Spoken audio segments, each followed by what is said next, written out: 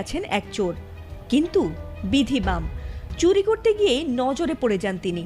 আর এরপর যা করলো সেই চোর, তা যেন কোনো সিনেমার দৃশ্যের চেয়ে কম নয়।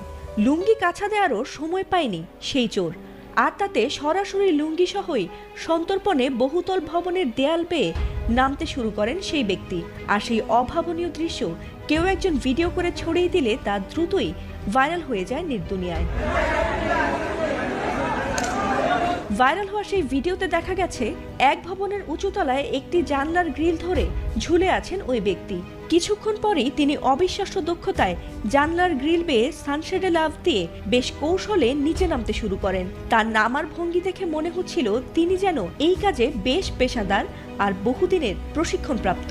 যদিও চারপাশের তখন সবাই চোর চোর বলে হৈ হুল্লোড় শুরু করে ভবনের নিচে জড়ো হয়েছে। কেউ মোবাইলে ভিডিও করছে, আবার কেউ চোর চোর বলে চিৎকার করছে, আবার কেউ দ্রুত সিঁড়ি বেয়ে নিচে নামছে তাকে ধরার জন্য। তবে আশ্চর্যের বিষয় হলো, চোরটির গায়ে যেন বিন্দুমাত্র কোনো ভয়ের ছিটে ফোঁটাও নেই।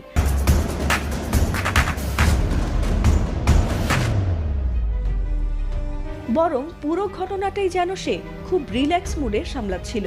রেলিং থেকে জানলার গ্রিল আর গ্রিল থেকে আবার নিচের কার্নিশে লাফ সবই তিনি করছিলেন বেশ দ্রুত গতিতে। যে উচ্চতা থেকে তিনি নামতে শুরু করেছিলেন তাতে সাধারণ মানুষের মাথা ঘুরে যাওয়ার জোগাড়। যদিও এ ঘটনাটি কোথায় ঘটেছে তার বিস্তারিত কিছু জানা যায়নি। এমন দৃশ্য নেট দুনিয়ায় ভাইরাল হতেই ঘটনাটি নিয়ে উদ্বেগের বদলে হাস্যরসের সৃষ্টি হয়। নেটিজেনদের অনেকেই সেই চোরকে দেশি স্পাইডারম্যান বলে হাস্যরসে মেতে উঠেছে।